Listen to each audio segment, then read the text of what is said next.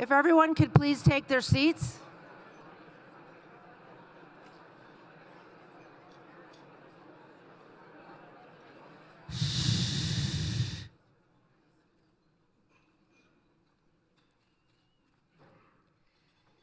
Good morning, ladies and gentlemen. Please join me in welcoming our webcast viewers. My name is Jillian Riley, and I'm the past president of the Canadian Club of Toronto. Viewers, thank you very much for joining us this morning. Our club offers members and guests a diversity of leaders and decision makers who address the issues of the day. We are also proud of the great sponsors who support these events. I want to express special thanks to today's event sponsors. BMO, represented by Tom Flynn, Carpenters District Council of Ontario, represented by Mike York, Scotiabank, represented by Katie Waugh, and TD, represented by Nori Campbell. Thank you for your generous support.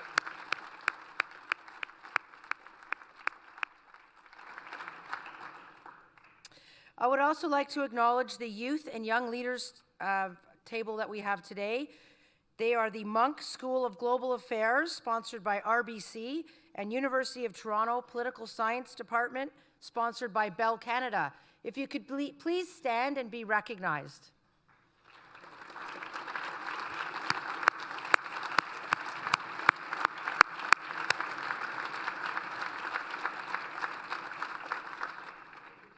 Thank you so much for being with us today. I'm sure it's going to be a great opportunity for you. And now our guest speaker. This morning we are pleased to welcome Canada's Finance Minister to deliver his fall economic statement. We are eager to learn the government's plan to strengthen our economy. The Honourable Bill Morneau has been a regular guest to our podium since he was appointed Finance Minister 3 years ago. Prior to his federal appointment, he was head of the leading employee benefits and pension services firm Morneau Chappell. Widely considered Canada's largest human resources company, Morneau Chappell serves thousands of Canadian businesses and millions of Canadians. He has also been actively engaged as a community leader. He has served as the St. Michael's Hospital Board Chair, Chair of Covenant House, and C.D. Howe Institute Board Chair. Among the boards that the federal minister has served on are the Lawrence Scholars Foundation and the Learning Partnership as well. In a moment, the minister will deliver his remarks. After the minister speaks, we are delighted the Canadian media icon Valerie Pringle will moderate this morning's Q&A session. She is a well-respected and popular journalist and broadcaster and also philanthropist. And now, Minister Morneau, the Canadian Club of Toronto's podium is yours. Welcome.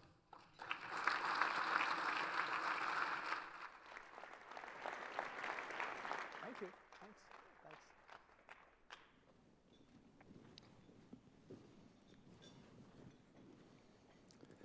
Well, first of all, thank you for that introduction.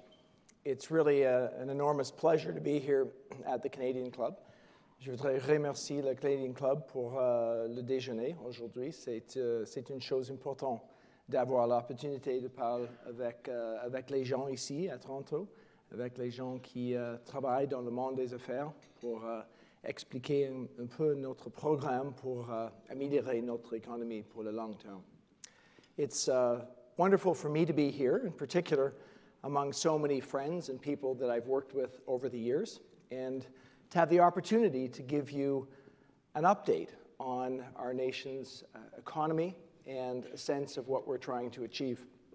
It's particularly good this week because, as you heard, we released our fall economic statement on Wednesday, and it was a particularly important statement because we were able to give an update on the results of the last 3 years, the results of the policies we've put in place, and of course, a sense of how the global economy as well has positively impacted our country. I came here this morning, though, not to give you chapter and verse of the fall economic statement. If you really want to hear about what's on page 100 or 101, you can ask me during the question and answer. but rather to give you my sense of the context. As you know, as you just heard, I came from the private sector a few years ago, and people ask me on a very regular basis the differences of being in the business sector versus being in government. And obviously they ask me how it feels to get into the role of finance minister, a bit of an exciting and challenging role. And while there are many, many differences, I can tell you that there are a few things that are the same. And one thing that I guess I could identify as important in the context of what I'm going to talk about this morning is when I was in my business life, I found that if you focused on people, if you gave people the tools they needed to succeed, that more often than not, you found out that you were able to achieve great things together, that people would rise to the occasion. And I will tell you that it's in its simplest articulation, that's what we set out to achieve in 2015 when we got into office. We said that if we can deal with the anxieties of middle-class Canadians, if we can find a way to give people a greater sense of optimism about their future and the future of their children, that we will end up with great results. That was what I was very pleased to report on this week. For context, though, it's important to see what we've done over the last few years that's led to the position that we're in right now. You'll remember that early in our mandate, we lowered taxes on middle-class Canadians. We took that middle band of taxation from $45,000 to $90,000, and we lowered the rate there from 22% to 20.5%, a 7% decrease. So it meant that everybody up to $200,000 in annual income had a lower taxation rate. We also then put in place the Canada Child Benefit, significantly increasing the amount of money going to families as they raise their children. So those two measures alone end up for a family, a typical family of four, in 2019 will end up with $2,000 more after tax than they had in 2015, giving them more optimism about their family and their opportunities. We knew that was critically important to start with. We then said we need to think about how we ensure that we engage all Canadians in our success. So we looked at housing. We realized that a significant number of Canadians were underhoused. We put in place the National Housing Strategy, a $40 billion plan intended to raise more than 500,000 Canadians out of core housing need. We then said we have a challenge that not everybody has the opportunity for success in our country. Recognizing that we have a huge demographic challenge, we need to make sure that everyone's engaged. And of course, sometimes the economically right thing to do and the morally right thing to do collide in a very opportune way. So we put in place, as I said, the Canada Child Benefit. We increased the amount of the guaranteed income supplement for single seniors. And we put in place the Canada Workers Benefit, a benefit that enables people to go from not working into work so that they can get into the workforce. And with those three measures alone, we took about 650,000 Canadians out of poverty. So I want you to think about that. That's 650,000 Canadians out of 37 million people. A very significant difference in terms of providing opportunities for those people and for our overall economy. We realized that we needed to create advantage for the long term, so we put $180 billion into infrastructure for the next 10 years. And that's taken some time to get into the economy. We arranged agreements with the provinces, but now we have about 30,000 infrastructure projects going on across the country, generating the sort of economic activity that brings, but also increasing our opportunities for the long term with a more efficient economy. On top of that, obviously, we needed to make sure that people were investing for success. So after a discussion that you might remember I was involved with, we lowered small business taxes. We now, as of January 2019, will have small business tax rates in our country of 12.2%, far and away the lowest among a group of 7 countries. allowing businesses that want to invest on a very advantaged basis. So those were some of the things we put in place. So where are we 3 years later? Well, the news in our economic statement was very good. We are at a level where we are growing rapidly. In 2017, we were the fastest growing economy among Group of 7 countries. This year and next year, we expect to, together with the United States, continue to lead the pack. From an employment standpoint, which you'll recognize as a government is fundamental to what we're trying to achieve, we've had enormous success. We have the lowest unemployment rate that we've had since 1976. That's particularly important when you think we came into office with a 7.1% unemployment rate, and now we're at that historically low 5.8% unemployment rate. That, as well, of course, is leading us to a positive situation with wage growth. And of course, since we're trying to make sure that people are seeing the benefits of our growth, that's critically important. This year, if the results continue as they have so far this year, in November and December, we will see the fastest wage growth that we've seen in a decade. So Canadians are doing better. And of course, our economy is doing better. The question always, though, is, well, how are we set for the long term? We have the good fortune as a country of being the envy of the world in terms of our balance sheet. We have the lowest amount of debt as a function of our economy among the Group of 7 countries, but not the lowest by a little.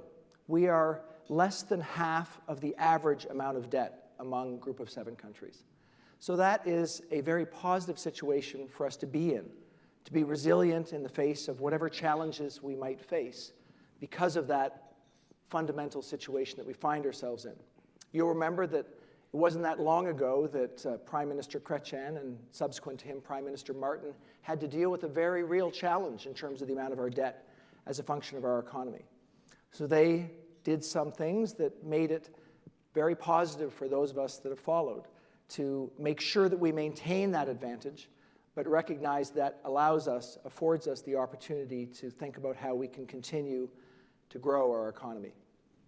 And our message is that we want to maintain that advantage. We want to do what we're trying to achieve, but do it in a way that allows us to lower our debt as a function of our economy, lower our deficit as a function of our economy in a balanced and appropriate way.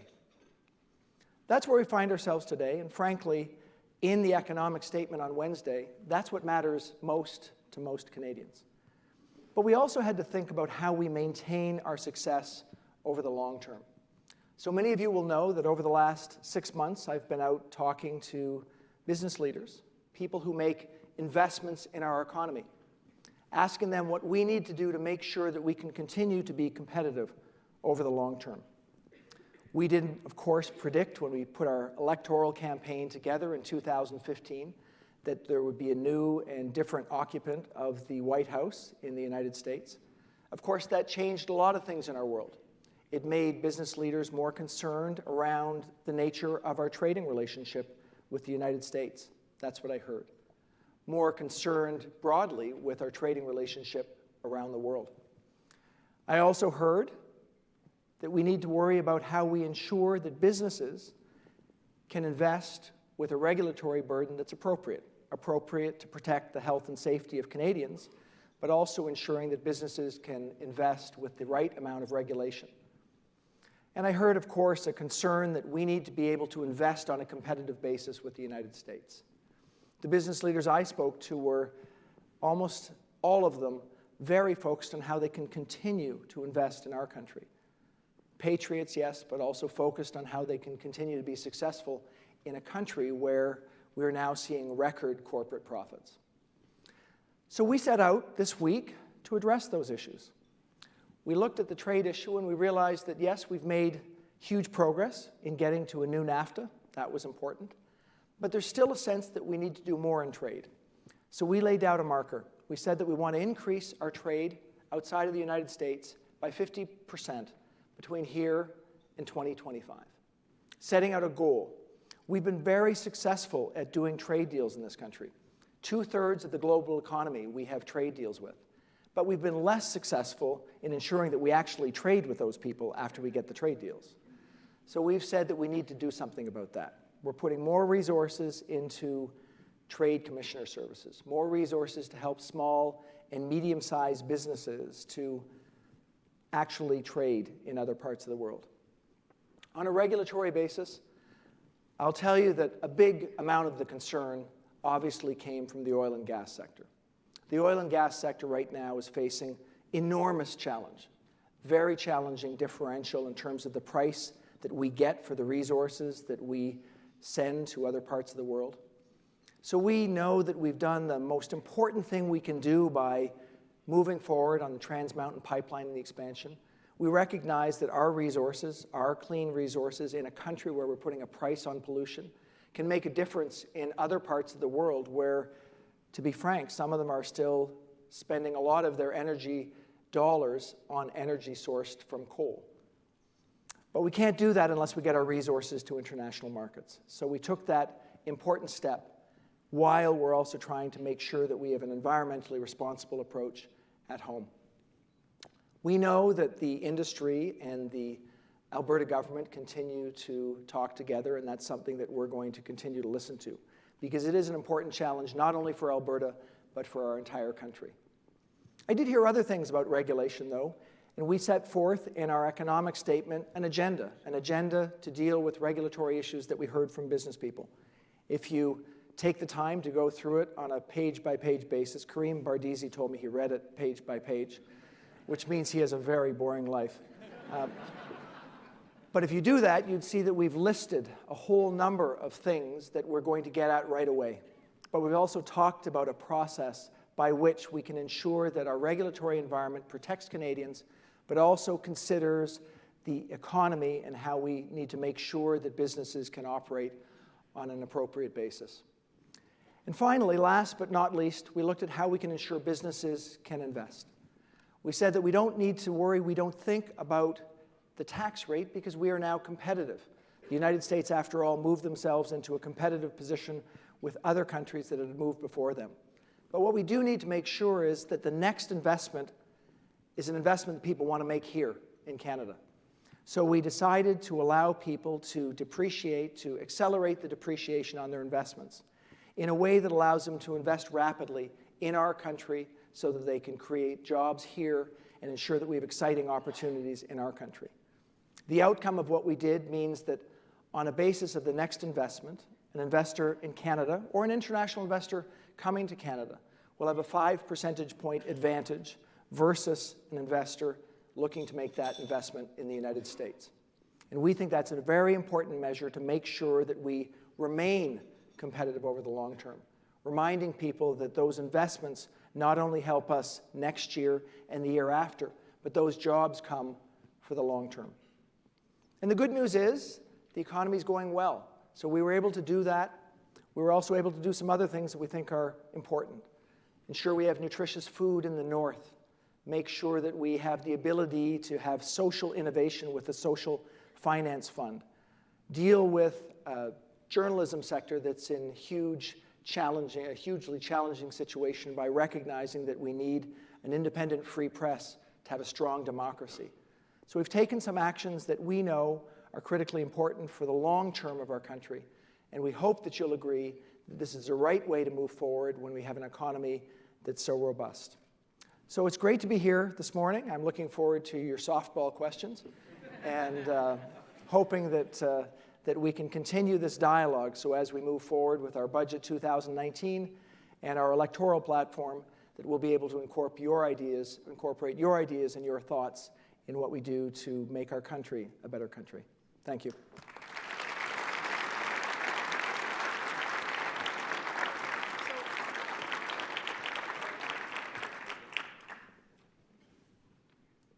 Monsieur. Madame, you're an icon. Apparently I'm popular. That's but just what Jillian says. She's my PR agent. Good morning, tout le monde. How are you? Last time we spoke was just before the summer. We were talking, that was just before the pipeline deal was done. But a lot of people in the audience, because it was the Toronto Board of Trade, were talking about this competitiveness gap. And I'm wondering, The thought process, you explained some of that, lots of conversations of what went into some of the things you decided that were in this statement. And also, if you feel you've addressed that, like. Well, the thought process, I identified a few conversations that you've heard. It was pretty clear to us that the volatility of our world, the challenges facing businesses, are creating the same kind of anxiety among business leaders that, frankly, we're seeing among average Canadians. Things are moving quickly. Those changes make it difficult to invest because when things are changing rapidly, you don't know where you're going to be the year after and the year after that, so it's hard to judge those factors. Of course, when you have a disruptive force in our neighbor to the south, you can't always judge exactly where that will be, and that's a critically important factor for our economy. So that was the thinking behind making sure that we have a regulatory environment that works, making sure that we consider not only how to create stability with our U.S. as a trading partner, but also focus on how we can diversify internationally, and ensuring that, again, that next investment. But in answer to the second part of your question, no, the job's not done. I think what we should accept as the normal in our lives, and I know that there's a lot of people who think about that in this room, is that change is a constant, that we will be having to react to a new world tomorrow and the day after, and as a government, we need to be agile in thinking about what we do, and in particular, we need to ensure that we do things in a balanced way. We have the really excellent fortune of having a strong position from which to take decisions, and that's what we're focused on right now. You mentioned Alberta. You're going to Calgary. The Prime Minister was there yesterday, and it's very tough. I mean, as I said, we were talking pipeline last time, when we were in conversation, but still, product is not getting to market, and it's a crisis. And the question keeps being asked: is it Alberta's problem or is it Canada's problem? And what the hell? Because it really is a crisis.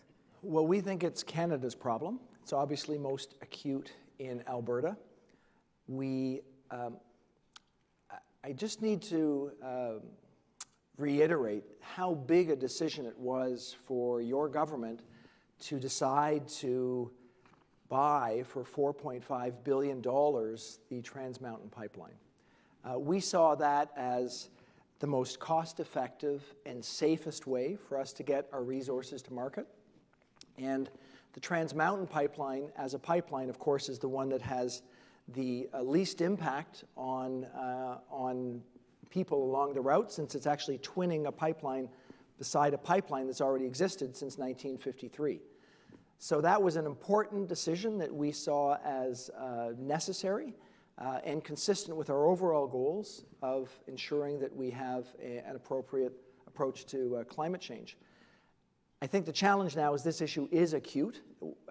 For people who don't spend a lot of time on this market, there's a number of factors going on. There were a number of refineries in the United States that were reducing capacity for oil to be refined, so you can't send oil from a pipeline if there's nothing to do with it when it gets to the other end.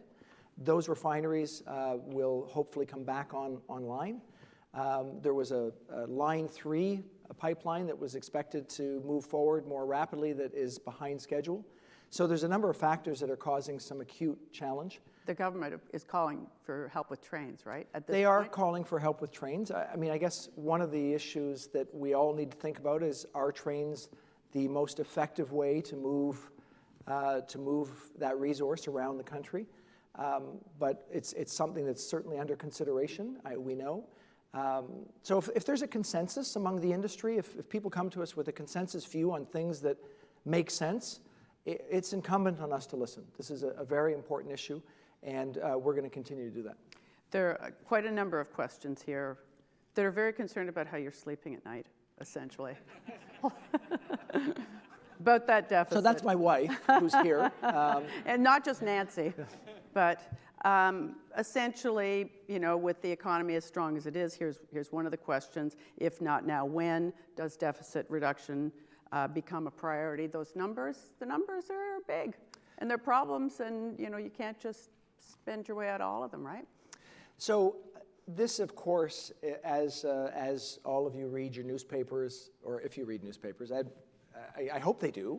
No, well, that's another question. That's another We're question. getting to that one. But those are the not-for-profits. you are going to see that debate for sure. I mean, there's going to be a really live debate. We think that dealing with the competitive environment now, with the opportunity that we have, is really important. It's really important for the long term. If we don't have the business sector making investments, then we have an enormous challenge. We also think this debate is largely one about speed. So what we've said is we're going to allow those investments, which will create jobs, and we're going to reduce our deficit and our debt as a function of our economy over time. The alternative idea is, no, don't allow as much of those investment advantages right now and reduce the deficit more rapidly.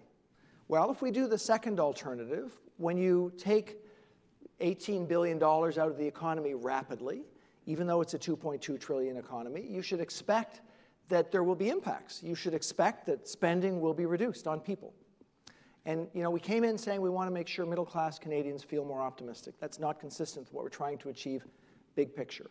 You should expect that unemployment might go up. You should expect that growth might be slower. So it's important to be careful of what you ask for. We think that reducing our deficit and our debt in a gradual and measured way is appropriate.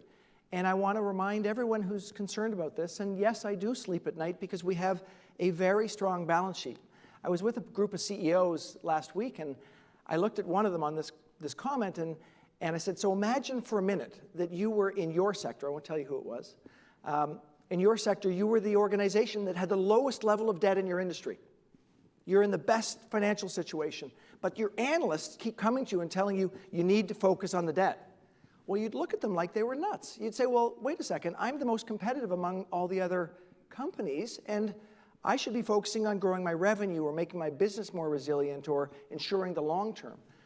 The point is you need to do both, and we do need to do both, and we cannot ever not be fiscally responsible, but we need to consider the context in which we're living. And the context in which we're living is we have a strong balance sheet.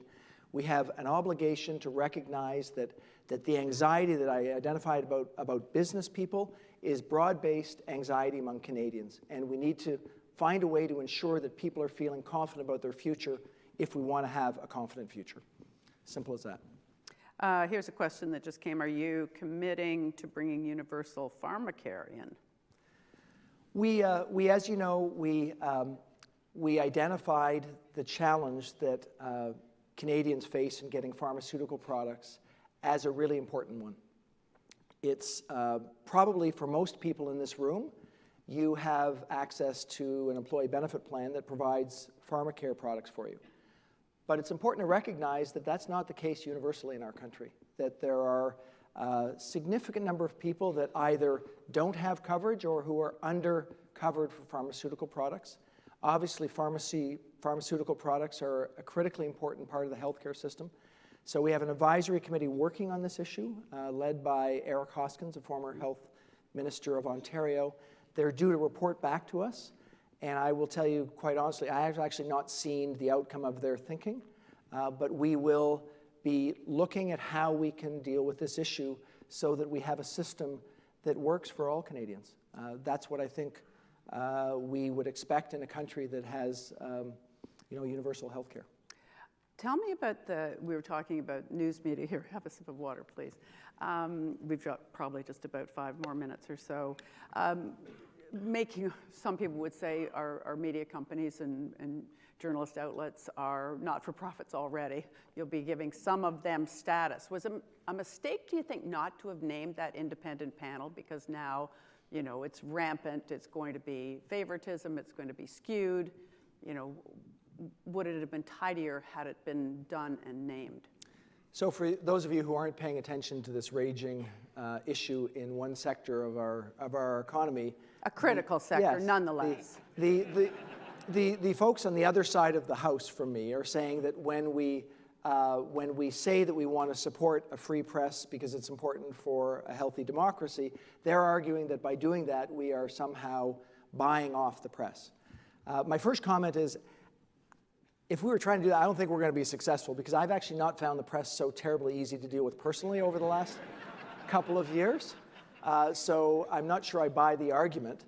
But your question's a reasonable one. Why not, to ensure independence, which we absolutely want to do, why not name the people and figure out the approach before you announce a policy? Well, the problem with policy is sometimes you can't do it all by yourself. And you need the outside people to advise you on how you best do that. So our observation is that we can't come up with an independent process without the media sector being engaged in that, because they're going to be the ones to help us select how we ensure that the right organizations that are providing information to Canadians in a way that's appropriate to the broad range of voices, they need to be engaged. We couldn't tell them about what we were going to do before we announce it, because that's not the way it works. We don't tell people about tax proposals until we announce them. So we had this catch-22 that it would have been nice, but we have to announce it first. Then we have to get people like Ed to help us, and others, I hope, in the industry that will say, this is the way that you make it independent, so that people will have confidence that any decisions around the media sector are independent from government, not just our government, but future governments. And, the question, I would love to know in every room I go into, how many people think that an independent and strong free press is important for a strong democracy. Okay, we'll do, I think I've probably got time for about 2 more questions. You referred to trade and a much more aggressive kind of action to try and implement things. One question here about Brexit's impact on the Canadian economy, potentially. Are you worried about that? USMC, all just these deals and what they're going to do to this country. Taking the last part first, obviously the agreement around a new NAFTA is a positive from a standpoint. You don't use that USMCA. It's just too hard. YMCA. It's really hard to. So that's positive from a stability and a confidence standpoint. There's, in every negotiation, there's things that happen in the negotiation, but I think what you will have seen in that negotiation, when we started the negotiation, we said it was going to be about cows and cars. And it was about cows and cars. It was about the dairy sector in Canada and the automobile sector in Mexico. And I think we ended up in a place where we're going to be able to continue to trade in a very effective basis. That's positive. With respect to Brexit, this is an enormous challenge for the UK economy. We expect that we will have a continuing ability to trade with the UK. The basis under which we've developed the Canada-Europe trade agreement is the continuing basis until they actually go through Brexit. And after that, I'm sure, based on our discussions, that Britain would rapidly want to have an agreement with us, which would be, I suspect, as good or even potentially more advantageous than the Canada-Europe trade deal. So will their economy have some bumps along the way? They already are experiencing bumps with lower growth, and that's impacting them and to a great part, and it has an impact on the global economy, but not a material impact on the Canadian economy. So are you running again? I am, yeah. So right now? Yeah. Yeah. So this will be, campaign, and you've probably started it with this year going, obviously different. Last time I remember, Prime Minister was talking no negativity, sunny ways, optimism for Canadians. Will that fly this time around, or you're running on a record of what you've done, and how will you do that? Well, we would like to be positive. We think that that's what Canadians want to see. But I expect that there will be some divides. There will be potentially some parts of the political spectrum that question the advantage of diversity to our country. And I think there might be some that question the advantages around immigration in our country. That won't be us. We will be very focused on why we think that diversity has worked in Canada and why we think that immigration is an important factor in our future. And that to the extent that someone else questions those values, we will draw clear distinctions between our point of view and theirs, and that might mean there's some friction. And that's okay. In a democracy, we're supposed to have robust debate. We'd like it to be friendly and optimistic. But when it's not, we'll stand up for what we think is the right vision for our country. Well, I think probably everyone's got a TikTok to work because you're all very important people. I feel honored to be among you. So thank you very much, sir. everyone, for being here this morning. Really appreciate it. Thanks. Thank you. Valerie. Thanks. Minister Morneau and Valerie, thank you so much for being part of our venue this morning. We appreciated the details, Minister Morneau, you provided on how the government's economic policies are benefiting everyone. And I was very pleased to hear some of the stats that you mentioned. Lowest unemployment rate since 1976, fastest wage growth in a decade, and I think these are very positive signs and very important aspects of our economy, especially in times of ongoing fluctuation and volatility. Je voudrais vous remercier d'avoir donné des détails sur votre planification pour améliorer notre économie. We wish you continued success in your portfolio and all the best for the upcoming campaign. And to you, Valerie, we are deeply appreciative of your participation in moderating the Q&A this morning. Before we conclude, let me tell you about some upcoming events that we hope you will attend. On Thursday, December 13th, we will feature Ed Clark, chair of Toronto's own Vector Institute, speaking about the AI ecosystem in Canada. And in the new year, we will host the GTA's Best Political and Economic Forecast Lunch on January the 8th, and we really hope you can attend.